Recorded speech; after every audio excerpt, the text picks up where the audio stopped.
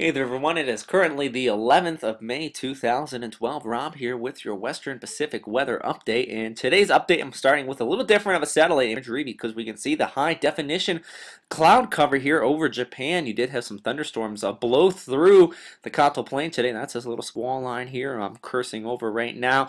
Then that's moving off towards the east. Still seeing some precipitation off towards the north, but overall, though, it does look like this whole weather system is starting to wind down.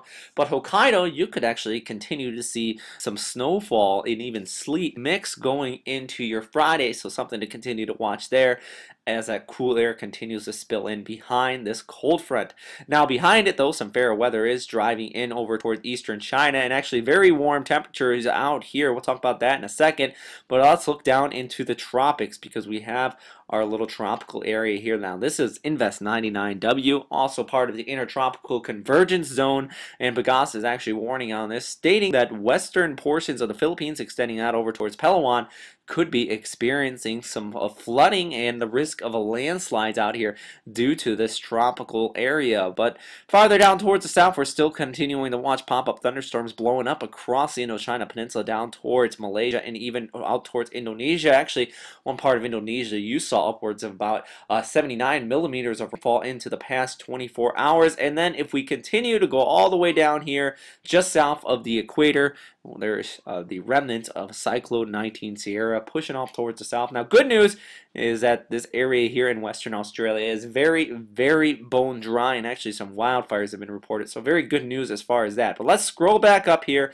and take a look at the JMA forecast map for the next 24 hours. And the one thing I want to note here is that low pressure moving away from Japan, high pressure ridging in behind it. We do have a weather maker out here in northeastern China. And if we go into the next 48 hours, this is actually the 24-hour outlook. You can see that low kind of pushes off towards the northeast, so still going to be bringing some precip off there towards Mongolia and northern China. But the one thing I also want to note is that high pressure over Japan continuing to dominate, and it does look like that will extend out through your weekend. Now towards the south, the tropics still remain rather quiet outside of that Invest area, although that already is bringing some rainfall, and it does look like more rainfall could be seen into the next 24 hours. We just look at some of these precipitation totals, up to 52 millimeters there in the eastern portions of Mindanao.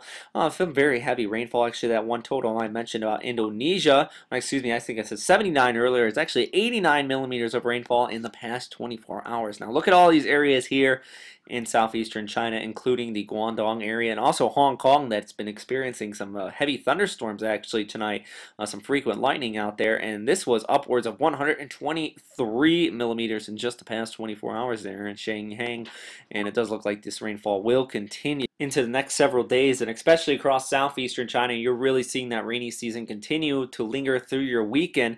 And actually there in Hong Kong, there was a report of upwards of 80 kilometers of wind gust earlier today due to a severe squall line that did blow through the area. So a very dangerous situation. Actually, Hong Kong Observatory did put out some warnings, warning people to actually stay away from windows and not such, and refrain from going outside due to the potential of flying debris out there. So it was a very dangerous situation. And now through the weekend, even more rainfall could be expected. And then Saturday, and actually going into Sunday, another low will start to develop out of that stationary boundary, could push off towards the northeast, and that's what's going to be potentially affecting the Japanese islands there on Tuesday and into your Wednesday. Otherwise, though, at least as far as the model outlook is concerned, nothing looks like it's going to be developing here in the tropics. And one more note, I do want to take your attention to the temperature chart here, because look at these temperatures out into India. Well, wow, up to 40 degrees there, and actually earlier today there was a report in New Delhi upwards about 45 to 46 degrees.